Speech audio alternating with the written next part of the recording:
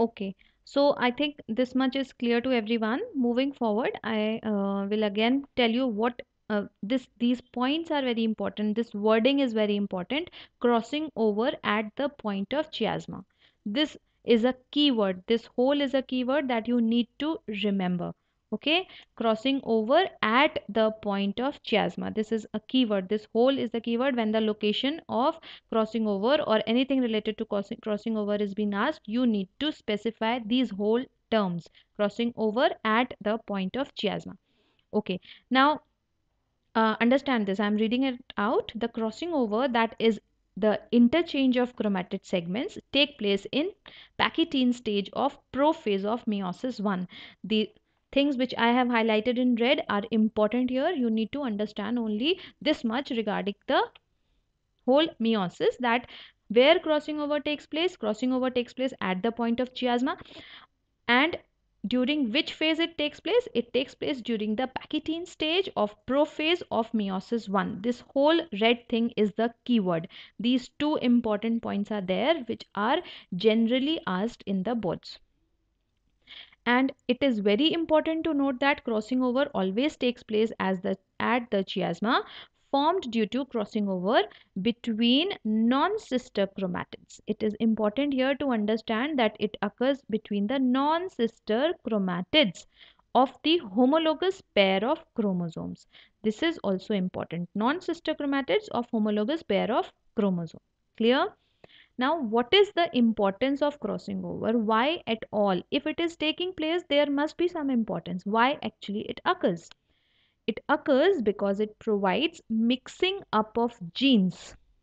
Okay, when there will be exchange, let's get back to that diagram. When there is exchange of genetic material, of course, a whole new variety of chromosome will be formed, and this will give rise to variations. Coming back to that particular slide, mixing up of genes that is caused by the segment interchange provides innumerable variations, because every time the crossing over may take place at a different point. Okay, throughout the whole length of the chromosome, crossing over can take place anywhere.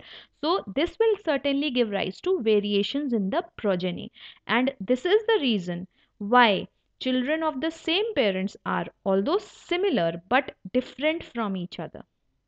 Clear?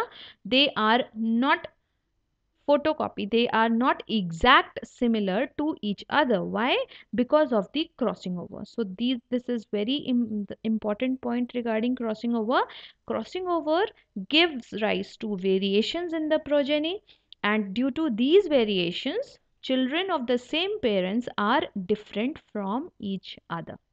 Okay, now coming on to the last topic of this chapter, that is comparison between mitosis and meiosis.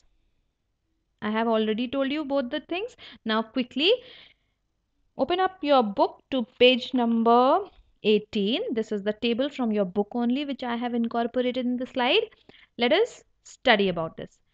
First point first point of difference between mitosis and meiosis is where it occurs. This table is very important. You need to learn this table. Where it occurs? Mitosis, it occurs in somatic body cells, whereas meiosis occur in reproductive cells. Okay, somatic body cells occur for wide, and next point will be similar. What for? Of course, it is occurring in somatic body cells, so it will be responsible for growth and replacement and repair.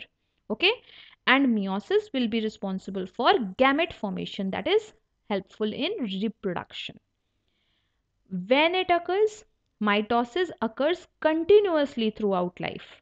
Okay, the rate can be different, but it occurs throughout life. Meiosis occurs only during the reproductive age, that is the reproductively active age. It does not take place when the reproductive age has gone. Number of daughter cells produced. In mitosis, 2 daughter cells are produced, whereas in meiosis, 4 daughter cells are produced. Number of chromosome passed on to each daughter cell. In mitosis, full set of chromosomes is passed on to each daughter cell, that is diploid number of chromosome is maintained. Whereas in meiosis, only half the number of chromosomes, that is only one member of the homologous pair, is passed on to the daughter cell. This is called as haploid number of chromosomes. Clear? Next point. Number of nuclear divisions. In mitosis, only single nuclear division take place. But in meiosis, two nuclear divisions take place. Okay. This is also important. A single nuclear division take place in mitosis, whereas two nuclear division takes place in mitosis, giving rise to four daughter cells. Okay. Last point of difference is identity of chromosomes and genes in daughter cells. Here, after the mitosis, the daughter cells which are formed are identical to each other. Clear? They will be identical. But in case of meiosis, randomly assorted between the gametes produced, because of this is the result of genetic variation because of the crossing over. So because the crossing over is taking place in meiosis, the chromosomes will be randomly assorted between the gametes. They will be randomly distributed amongst the gametes. So the daughter cells will not be identical.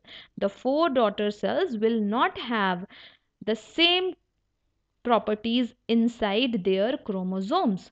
Why this is so? Because here in meiosis, crossing over has taken place. So crossing over plays a very important role. In meiosis, although this whole meiosis is not in your syllabus, the stages of meiosis you don't have to study. This is beyond the scope of this syllabus. But you need to understand about the crossing over and in which stage crossing over takes place. Crossing over takes place in the Pachytene of meiosis 1. Okay, Pachytene of prophase of meiosis 1. You need to remember these whole things. Clear to all of you? So the assignment for today I'll mark up the things and will share with you. Hope the class was interesting. If you have any queries, you can ask. Thank you so much. All the best.